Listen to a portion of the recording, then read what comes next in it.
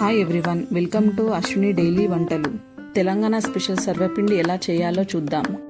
దీనికి కావాల్సినవి పచ్చిమిర్చి, పల్లీలు, నువ్వులు, వెల్లుల్లి, ముందుగా నానబెట్టుకున్న శనగపప్పు, పెసరపప్పు. ప్యాన్లో పల్లీలు వేసుకుని అవి పొట్టుపోయేదాకా వేయించుకోవాలి. మిక్సీ జార్లో వెల్లుల్లి, ఉల్లిపాయ, జీలకర్ర వేసి మెత్తటి పేస్ట్లా చేసుకోవాలి. అదే జార్లో పచ్చిమిర్చి, సాల్ట్ వేసి గ్రైండ్ చేసుకోవాలి.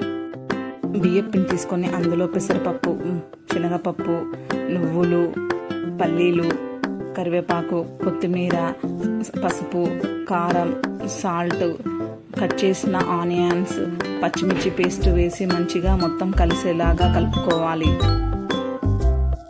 ఇందులో సరిపడా వాటర్ పోసుకుంటూ మెత్తగా కలుపుకోవాలి.